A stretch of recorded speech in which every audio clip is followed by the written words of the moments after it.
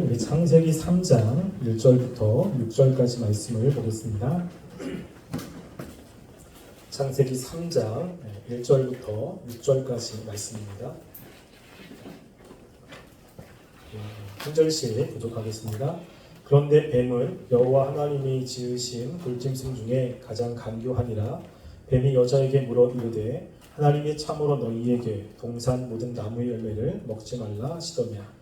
여자가 뱀에게 말하되 동산 나무의 열매를 우리가 먹을 수 있으나 동산 중앙에 있는 나무의 열매는 하나님의 말씀에 너희는 먹지도 말고 만지도 말라 너희가 죽을까 하노라 하셨느니라.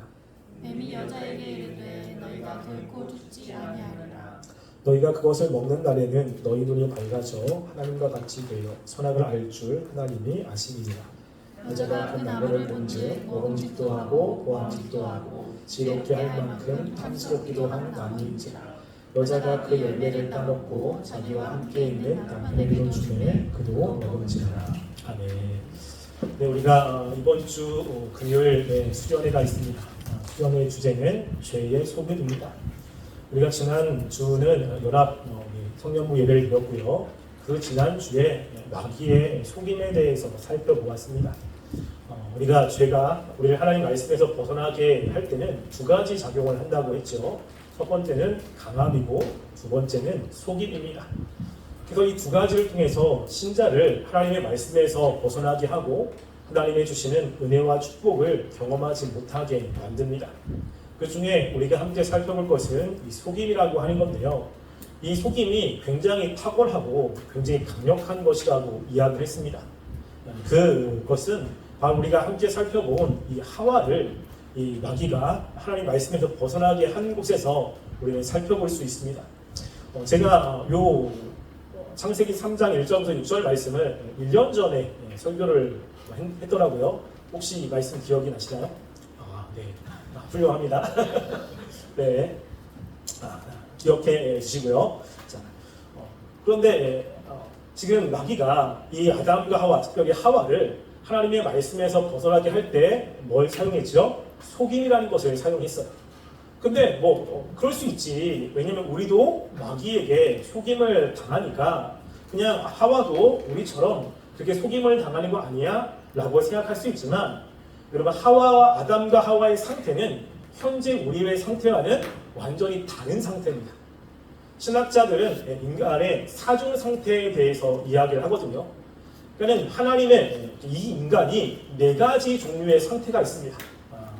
첫 번째는 타락하기 전에 아담과 하와의 상태가 있고요. 그리고 타락했을 때 아직 거듭나지 못한 상태의 죄인의 상태가 있습니다.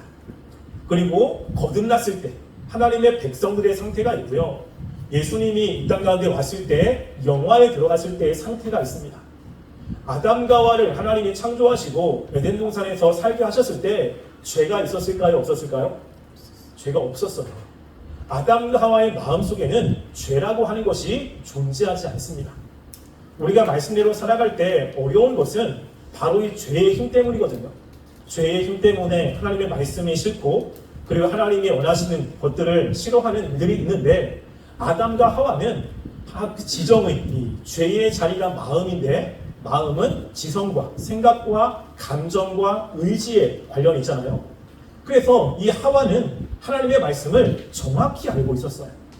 그래서 이 말씀을 하나님의 말씀을 떠나면 어떻게 되는지를 명확히 알고 있었고 하나님의 능력도 분명히 알고 있었습니다. 그리고 그 마음 가운데는 오로지 하나님의 말씀대로 살려고 하는 이런 마음을 가지고 있었던 겁니다. 근데 그렇게 하나님만 바라보고 하나님의 말씀도 다 알고 하나님을 사랑하는 마음으로 살아갔던 이 하와를 뱀이 무엇으로 속였죠? 속임, 거짓으로 속였습니다. 그러니까 이 속임이 굉장히 강력한 겁니다. 여러분, 이때는 지금하고는 조금 달라요. 여러분, 우리가 이 아담과 하와가 타락하고 난 다음에 인간의 상태가 있습니다. 여러분, 우리가 내가 과연 거듭났을까? 하나님의 백성인가 아닌가? 여러 가지 헷갈릴 때가 있잖아요. 그래서 특별히 모태신앙들이나 아니면 교회에서 어렸을 때부터 신앙생활 한 사람들은 내가 과연 믿음이 있나? 내가 과연 하나님이 믿는 사람인가? 라고 하는 구원의 확신에 대한 이런 여러 가지 흔들림이 분명히 있을 겁니다. 명확치 않잖아요. 그런데 우리가 하나님의 백성과 그리고 아직 되지 않은 그 사람 사이에는 차이가 조금 있습니다. 하나님의 백성이 아닌 타락한 이후에 인간의 마음에는 무엇밖에 없냐면 죄밖에 없습니다. 죄. 그러니까 죄가 그 사람을 오로지 다스리고 있는 거예요. 그럼 죄는 어디에 영향을 끼치냐면 지성과 감정과 의지에 영향을 끼칩니다. 그래서 이 죄가 하나님의 말씀이 선포가 되면 이 지성은 그 말씀이 이해가 되지 않는 거예요. 하나님이 이 세상을 창조하셨다라고 하면 그게 이해가 되지 않습니다. 예수님에 관한 것들, 또 천국과 지옥, 이것들을 이 죄는 이해하지 못하고 그런 게 어딨어. 그러면서 그것들을 받아들이지 못하게 만듭니다. 또한 감정은 하나님이 좋아하는 것들을 별로 좋아하지 않아요. 그러니까 죄악 가운데 있는 사람들이 어려운 사람들을 보면 도와주고 싶기도 하고 또 무엇인가 그들에게 사랑을 느끼기도 하고 이런 것들을 가지고 있잖아요. 그런데 이 죄는 누구와 관련이 있냐면 하나님과 관련되어서는 이 죄는 하나님을 좋아하지 않습니다. 그러니까 교회에서 놀거나 이럴 때는 좋은데 하나님의 말씀을 듣는 것, 또 하나님의 예배 드리는 것 이런 것들에 대해서는 싫어하게 되어 있어요. 교회에 나오는 이유가 하나님이 아니라 친구들 때문에 나오는 거고 다른 사람이 나를 어떻게 볼까라는 것 때문에 나오는 거고 이런 것들은 있지만 실제로 그 마음에 하나님을 정말로 사랑하거나 하나님의 인식이 존재하지 않습니다. 근데 이렇게 죄악 가운데 있었던 사람이 하나님의 백성이 되는 거죠. 우리가 그것을 거듭남이라고 이야기를 합니다. 거듭났을 때 나타나는 현상은 우리 마음 가운데 성령님이 내주하시는 거예요. 그걸 은혜라고 이야기합니다. 그러면 거듭나기 전에 우리 마음에 뭐가 있었죠? 죄가 있었잖아요. 죄가 우리의 마음을 다스렸는데 거듭난 순간에 성령님이 우리 마음으로 내주하게 되는 거예요. 그럼 우리 마음 속에는 두 가지의 이제 작용이 있습니다. 첫 번째는 뭐죠? 죄의 작용이 여전히 있는 거죠. 근데 그러면서 성령님의 작용이 여전히 있습니다. 성령님이 우리 가운데 역사하시면 성령님은 하나님의 말씀이 이해가 되기 시작해요. 그래서 성경 말씀을 하면 2000년 전의 이야기고 우리나라 이야기가 아니라 이스라엘의 이야기잖아요.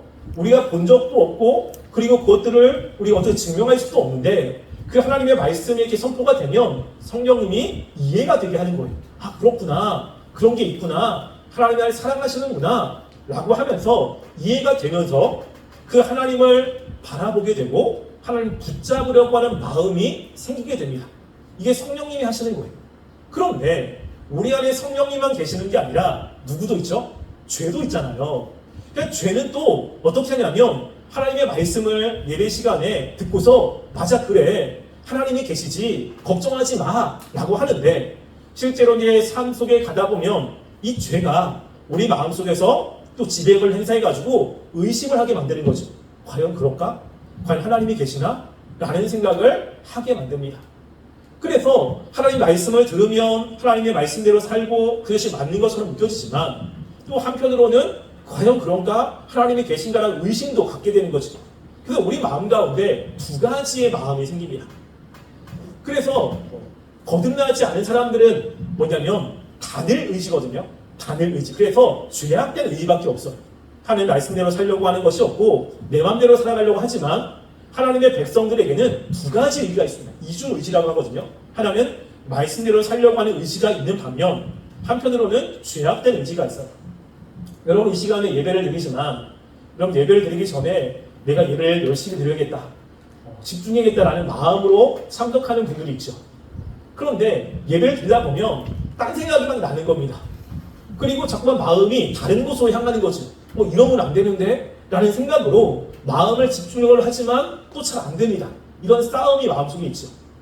또 삶에서도 보면 그래 내가 어려울 때 하나님께 나가야 되지 라고 하는 마음도 있지만 또 한편으로는 귀찮기도 하고 그리고 다른 믿을 만한 사람이 있으면 그들을 의지하기도 하고 하는 두 가지 마음이 존재하잖아요. 왜 그러냐면 거듭난 사람들의 상태가 그런 겁니다. 그래서 한편으로는 하나님의 말씀에 순종하려고 하지만 또 한편으로는 그러지 못하는 거예요. 이 두 가지의 갈등이 마음속에 있습니다.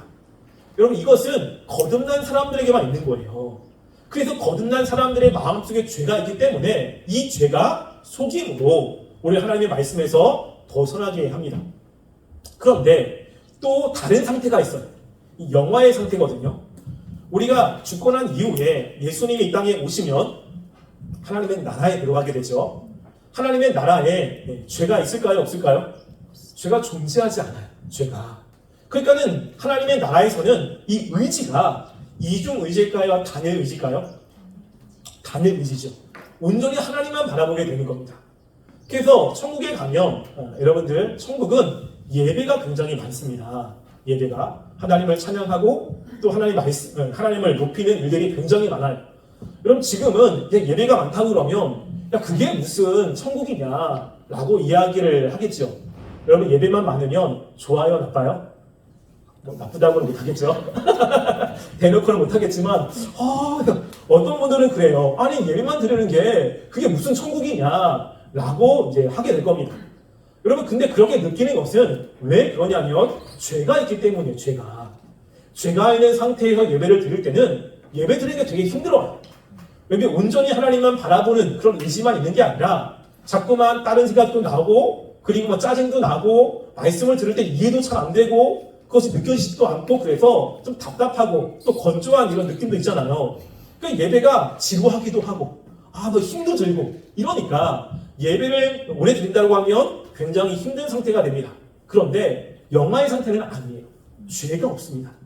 그러니까 하나님의 말씀들이 다 이해가 되고 하나님의 말씀을 하면 그것이 마음속에 느껴지는 상태가 영화의 상태예요. 그래서 여러분들이 예배를 드릴 때 이런 일이 있어요. 말씀이 들려지고 그 말씀들이 이해가 되고 동의가 되면 마음에 때로는 기쁨을 느낄 때가 있죠. 그래서 때로는 마음속에 소망도 갖게 되고 그리고 하나님을 이렇게 인식이 되면서 하나님께로 더 가려고 하는 마음이 생길 때가 있습니다. 여러분 그러면 그때 마음에 평안함도 찾아오죠. 기쁨도 찾아오죠. 여러분 그런 것들 경험을 해보셨죠? 안 해봤으면 큰일 납니다. 이거 하나님의 백성들에게 있어요. 물론 자주는 아닐 겁니다. 자주는 아니지만 여러분 이런 거 경험해본 적 있어요? 없어요? 있죠. 여러분 그럴 때는 예배가 되게 좋잖아요. 또 드리고 싶고 또 경험하고 싶고 그런 걸 한번 경험하면 그 다음 주에도 그런 걸 경험하고 싶은 마음이 생기잖아요. 이게 그래서 집중하는데 또 안 되죠. 여러분 근데 그렇게 그때 경험되는 것들을 천국에서는 영원히 매 순간 경험하는 거예요. 이게 그러니까 예배 시간이 힘든 게 아니라 예배가 너무 재밌고 예배가 너무 기쁘고 예배가 너무 즐겁고 하는 것들을 천국에서 경험하는 것입니다. 이게 단일 의지로 성령님이 우리 마음을 지배하며 갔을 때 나타나는 현상이고 그런데 천국에서의 영화의 삶과 그리고 맨 처음 하나님이 아담과 하와를 창조했을 때 똑같이 하나님을 바라보는 단일 의지잖아요. 차이가 있습니다. 그 차이가 뭐냐면 아담과 하와는 타락할 가능성이 있는 상태예요. 그래서 하나님이 뭘 주셨죠? 선악을 알게 할 나무의 열매를 먹으면 죽는다. 죄를 지을 수 있는 가능성이 있는데 여러분 천국에서의 삶은 죄를 지을 가능성이 전혀 없습니다. 이게 조금 차이가 있습니다. 그런데 이 죄가 강력하다는 것은 이렇게 아담과 하와가 그 마음속에 죄를 가지고 있지 않은 상태인데 하나님 말씀에서 벗어나게 한 것입니다. 무엇을 통해서요? 속임을 통해서.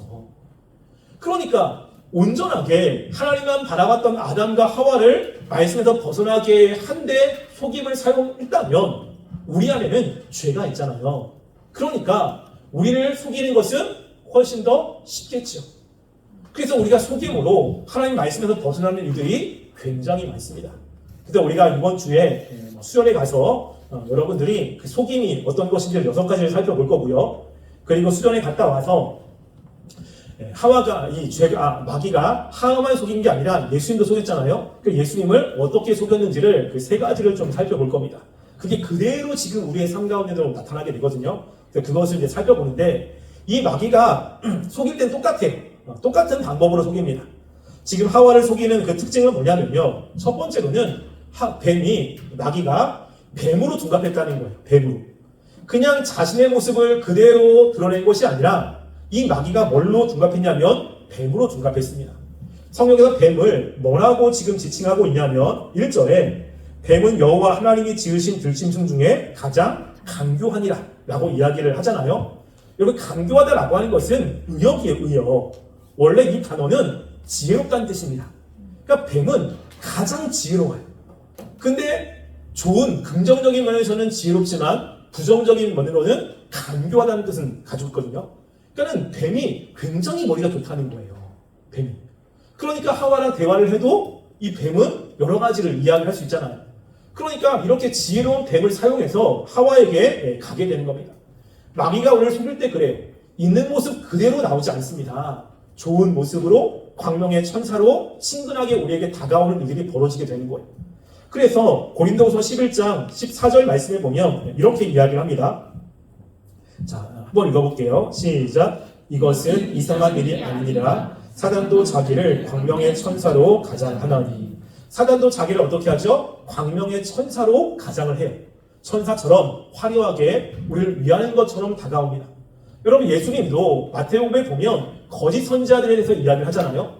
거짓 선지자의 특징은 뭐냐면 양의 탈을 썼지만 속에는 일입니다. 일이. 그러니까 양처럼 순하게 다가오는 거죠. 근데 그 마음에는 이리처럼 우리를 넘어뜨리고 죽이려고 하는 이런 성향을 가지고 있는 겁니다. 그러니까 마귀가 우리에게 찾아올 때 어떻게 찾아오죠? 자신의 모습을 있는 그대로 보이는 게 아니라 우리를 위하는 척, 그리고 우리에게 사랑을 보이는 척 하면서 찾아오게 되는 거예요. 이제 여기서 나타납니다.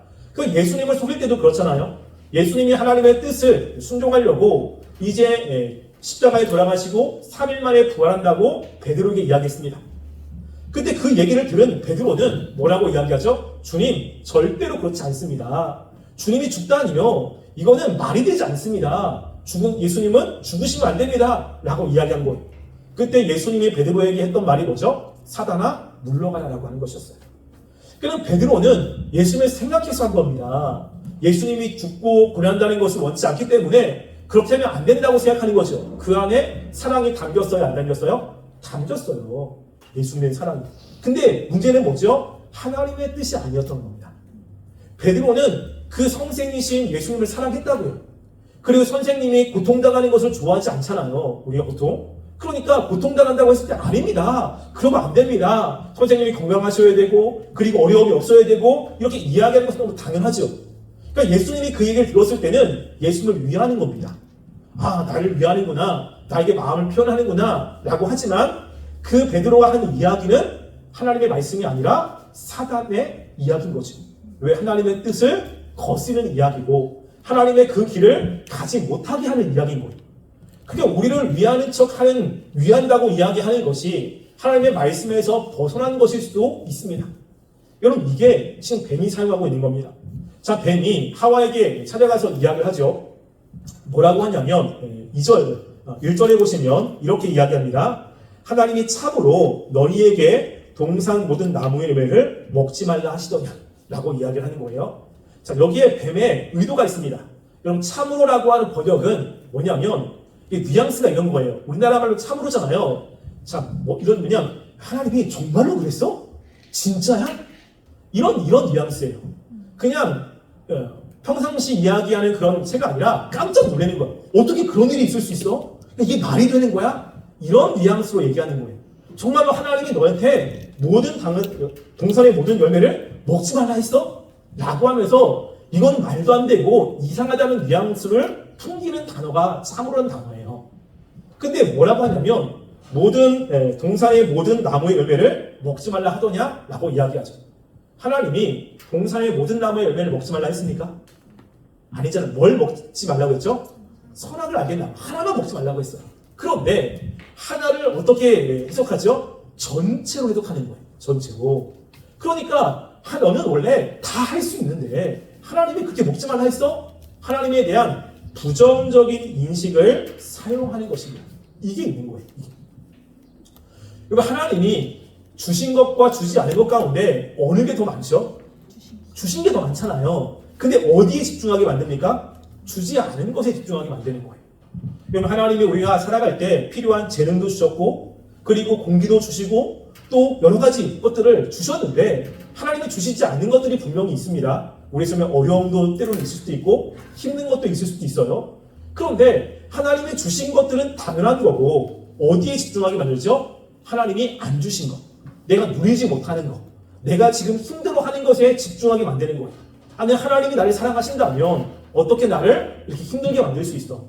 하나님이 나를 위한 계획이 있다면 왜 나를 이렇게 어렵게 만들 수 있어? 라고 생각하게 만드는 거예요.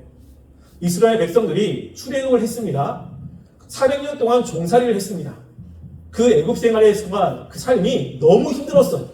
그래서 이스라엘 백성들이 하나님께 기도한 겁니다. 하나님, 우리를 건져주세요. 우리를 구원해주세요. 라고 해서 하나님이 10가지로 구원했습니다. 이스라엘 백성은 자유를 얻은 거지. 근데 광야에서 먹을 게 없네요. 광야에 가니까 먹을 게 부족한 거예요.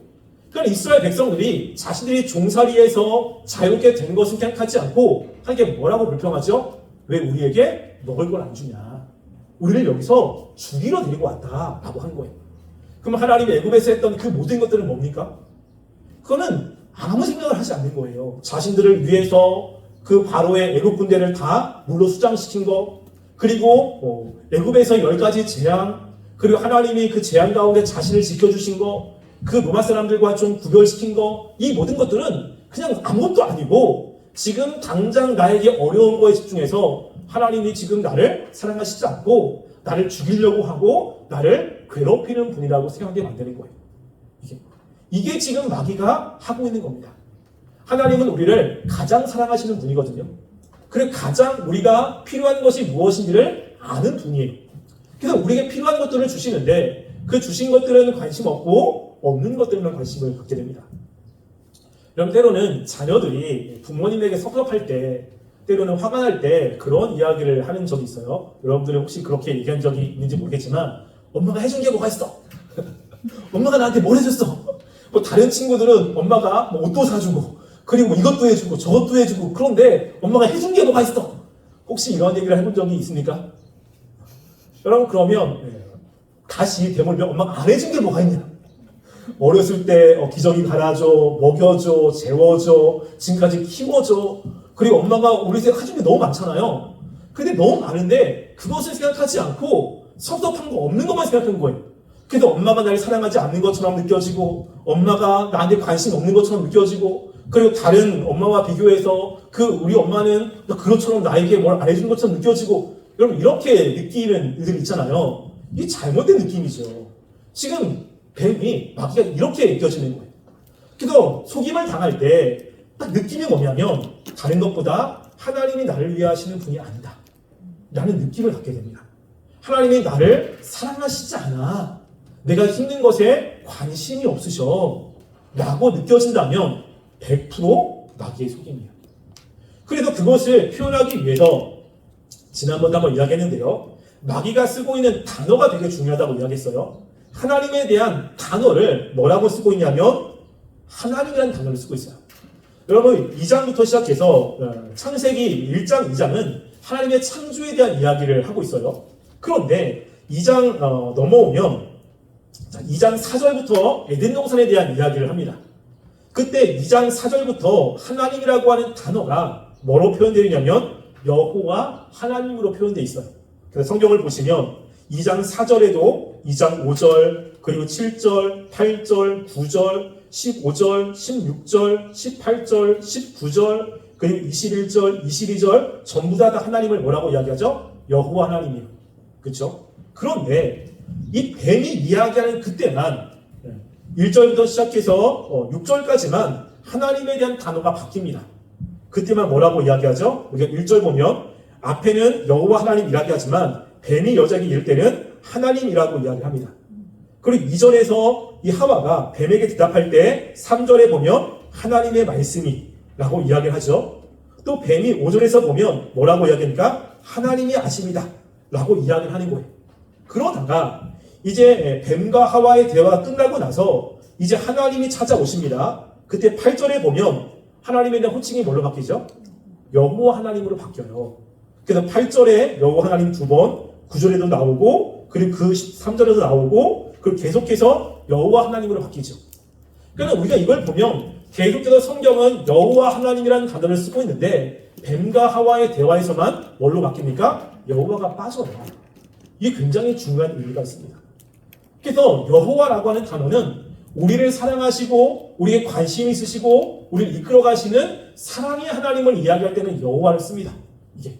그런데 이런 관계가 아니라 객관적인 그냥 하나님, 능력이 많으시고 그리고 지혜가 탁월하시고 그리고 이 세상을 다스리시는 통치자의 하나님이라는 것을 표현할 때는 하나님이라는 단어를 쓰고 있는 거예요. 지금 하나님은 계속해서 뭘 쓰지요? 능력이 많으시고 그리고 지혜로우신 그 하나님이 하와에게 관심이 있고 하와를 사랑하시고 그들을 하나님이 원하신 대로 이끌어 가시는 이 관계를 이야기를 하고 있는데 갑자기 마귀는 하나님의 사랑을 빼버리는 거예요. 하나님은 우리를 사랑하는 게 아니라 그냥 하나님이 능력이 많으시고 하나님이 이들을 통치하시고 하나님은 주권자야. 근데 너희들에는 관심이 없어 라고 이렇게 이야기를 하고 있는 거죠. 여러분 그래서 이 여러 마귀가 우리를 속일 때 가장 먼저 느껴지는 것은 하나님의 사랑에 대해서 의심을 하게 되는 겁니다. 그럼 이것을 의심하면 안 되거든요. 그리고 하나님은 우리를 가장 사랑하는데 그렇지 않다고 생각하는 거예요. 하나님이 우리를 힘들게 만들고 우리를 속박하고 우리를 괴롭히는 분이라고 생각한다면 마귀의 속임입니다. 그럼 예배가 그럴 때가 있잖아요. 그럼 예배는 하나님이 우리를 사랑하셔서 우리들에게 허락하신 거예요.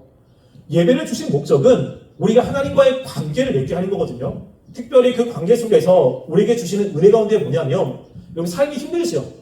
우리가 살아갈 때 되게 힘듭니다. 뭐 저도 그렇거든요. 직장 생활도 힘들고 또 사회 생활도 힘들고 그게 힘든 거예요. 그래서 살아갈 때 나 혼자의 힘으로 내 능력으로 살아가야 된다고 생각하는데 예배 시간을 딱 보면 누가 계십니까? 하나님이 계시는 거예요.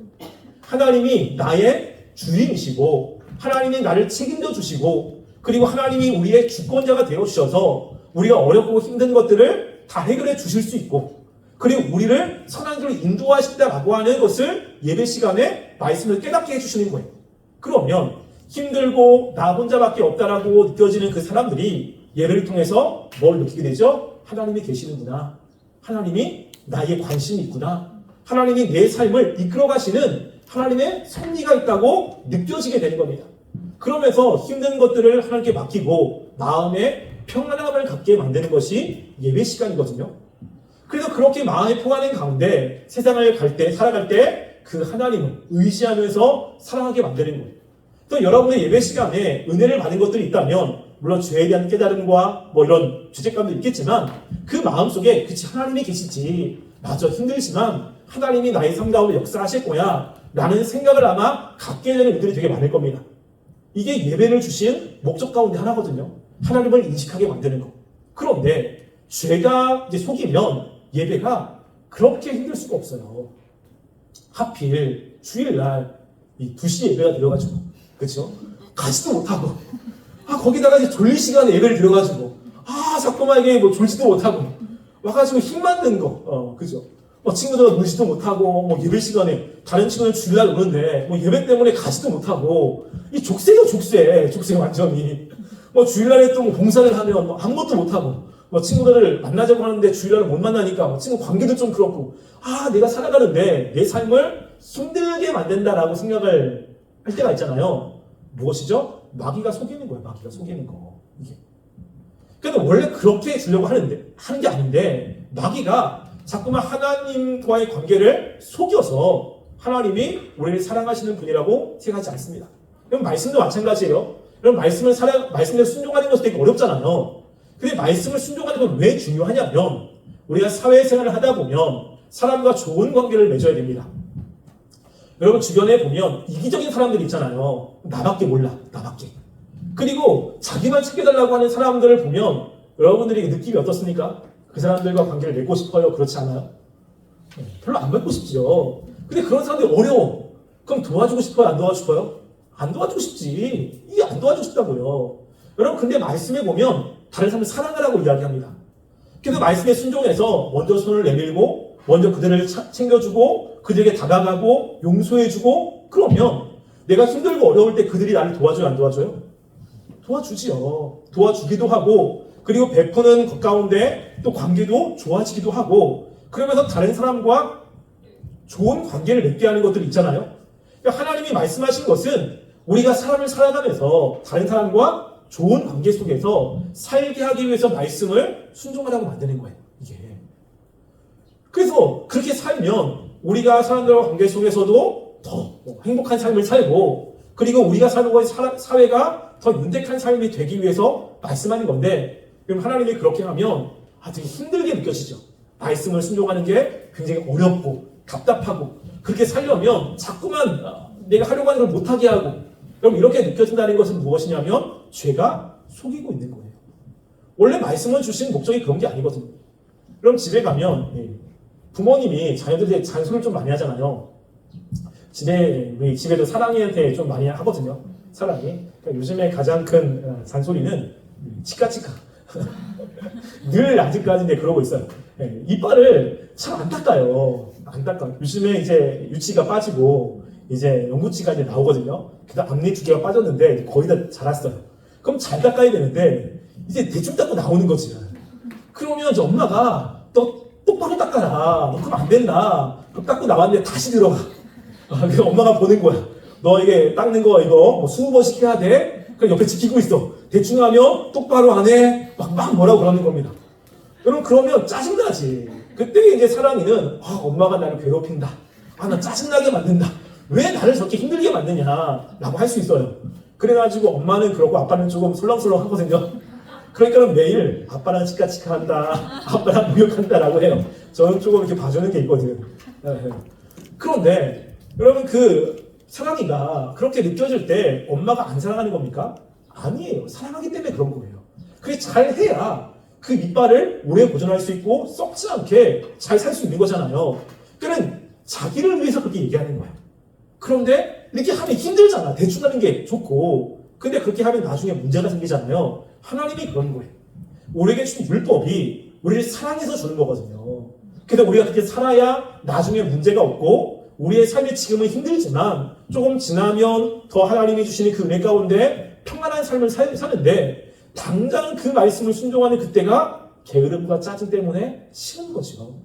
그래서 그 말씀을 하면 자꾸만 나를 괴롭히는 것처럼 느끼고 하나님이 자꾸만 나를 간섭하는 것처럼 느끼고 나만 보는 것처럼 느끼고 왜 나한테만 그렇게 집착하는 것처럼 느끼고 이러면서 싫은 이런 느낌이 들 때가 있습니까?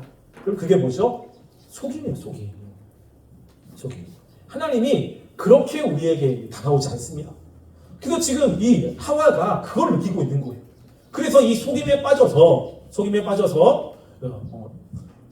다음에 이 하와의 모습을 보면 이제 마음의 상태가 바뀐 거예요. 마음의 상태가 어떻게 바뀌냐면 6절 말씀에 보면 6절에 보면 이런 거죠. 여자가 그 나무를 본즉 먹음직도 하고 보암직도 하고 지롭게 할 만큼 탐스럽기도 한 나무인지라.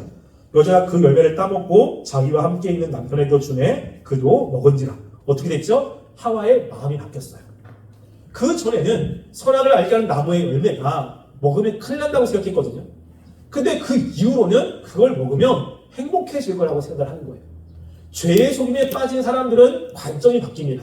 하나님이 원래 말씀했던 그 말씀의 의도가 아니라 왜곡된 가치관을 가지고 이제 그 말씀을 보게 되는 거죠. 그래서 은혜를 받으면 그래 하나님 말씀대로 사는 게 가장 중요한 거야. 하나님의 뜻대로 사는 게 가장 행복한 거야 라고 생각을 하지만 이 죄의 속임에 빠진 사람들은 뭐죠? 하나님의 말씀대로 사는 건 힘든 거야. 그래서 그거 해봐야 소용이 없어 라고 이야기하는 거예요. 여러분 우리가 이번에 수련회를 가잖아요. 수련회는 우리가 신앙생활 할 때 굉장히 중요한 역할을 합니다. 중요한 역할을. 그래서 여러분들이 수련회 가면 첫째 날은 되게 힘들어요. 그래서 저도 첫째 날 말씀을 선포할 때 굉장히 힘들거든요.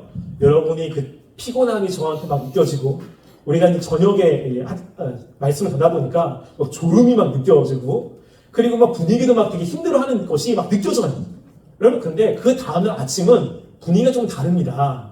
그 아침은 여러분의 눈이 조금 달라지고 그리고 말씀을 듣고자 하는 마음이 조금 열리거든요. 그런 상태로 그 다음날 주일을 맞이하잖아요. 주일날의 분위기가 굉장히 좋습니다. 그거 아니에요? 그래서 저는 수련회에 갔다 온 그 주일이 좀 편해. 말씀을 전하기가. 그래서 그때 이제 마음이 하나님께서 좀 많이 쏟아지게 되잖아요. 그래서 이게 내가 하나님께서 멀었던 마음을 다시 한번 잡을 수 있는 기회예요. 이게 어려운 마음들을. 그래서 그게 굉장히 중요해서 그것들이 연결이 되는데 근데 뭐라고 이야기를 하냐면 이제 죄악된 것은 수련회 가는 거 좋은데 갔다 와서 2, 3주만 지나면 똑같은데 뭐라고 하냐. 이게 어차피 한 달만 지나면 똑같아지는데 뭐하러 가냐. 돈 쓰고 그리고 힘들고 가가지고 이제 너 피곤하고 열심히 했는데 그 결과가 똑같다면 뭐하러 가냐 라고 하는 사람들이 있어요. 여러분, 진짜. 그래서 제가 예전에 교회에서 중고등부를 하는데 그 지휘자 집사님이 자녀들이 중고등부에 있었거든요. 근데 지휘자 집사님이 그렇게 얘기하는 거예요. 수업에 뭐라고 하냐, 왜 가냐, 어차피 똑같이 하시는데 그냥 너무 기가 막혀가지고 제가 그런 적이 있었거든요. 그러니까 그렇게 얘기하는 거예요. 소용이 없어. 기도회 가지고 뭐하러 가? 라고 생각하게 된다면 어떻게 된 거죠? 마귀의 속임에 넘어간 거예요. 하나님의 의도하신 것과는 완전히 달라지는 거죠. 이게. 그래서 하와도 마찬가지. 하나님의 원래 주신 그 말씀의 의도, 하나님의 의도를 제대로 파악하지 못하고 죄의 속임에 넘어가면 이제는 다른 의도를 가지고 하나님이 말씀한 것들을 보기 시작합니다. 그렇게 보여지고 느껴지는 거예요. 그래서 여기 보면 어떻게 되죠? 본질이라고 하잖아요. 그게 예전에는 그런 관점이 아닌데 완전히 바뀌어지는 거예요.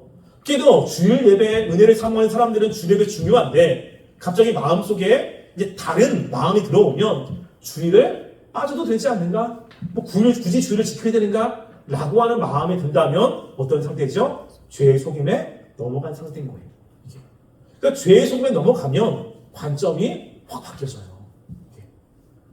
그래서 우리가 내가 죄의 속임에 넘어갔는지 안 넘어갔는지 알 수 있는 것 가운데 하나는 하나님이 의도하신 그 의도대로 내가 그 하나님의 말씀과 또 하나님의 뜻을 그렇게 바라보고 있느냐, 아니면 성령이 그렇게 얘기하는데 내 마음속에 짜증이 나고 알겠는데 내 마음이 불편하고 그러느냐라고 하는 거예요.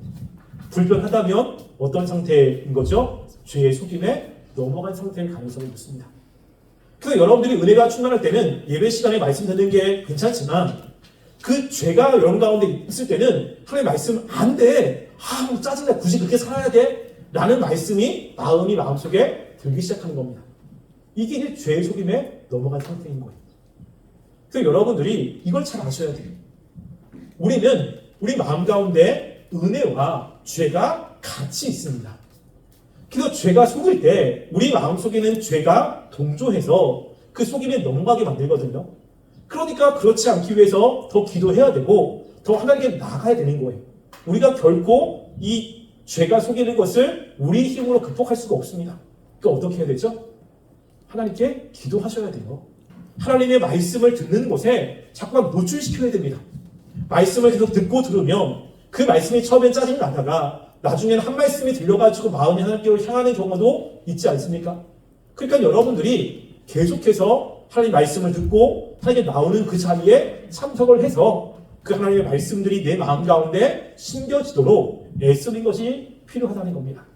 그래서 여러분들이 이 죄의 속임에 빠지지 않고 하나님의 은혜 가운데 살아가 하나님의 주신 그 풍성한 은혜들을 경험하며 살아가는 삶이 되기를 간절히 소망합니다. 기도하겠습니다. 우리가 지금 말씀을 생각하며 기도하겠습니다. 죄가 우리를 속여서 말씀에서 벗어나게 합니다. 하나님이 창조했던 그 하와도 그 마음에 죄가 없음에도 불구하고 이 마귀의 속임으로 말씀에서 벗어나 하나님의 징계를 받았습니다. 하나님, 정말 우리는 더 속기에 좋은 그런 상태에 있습니다. 우리를 붙잡아 주셔서 죄의 속임을 알게 하시고 우리 마음에 하나님을 더 사랑하는 마음이 마음속에 충만하게 주님 역사해달라고 우리 함께 한 목소리로 기도하겠습니다.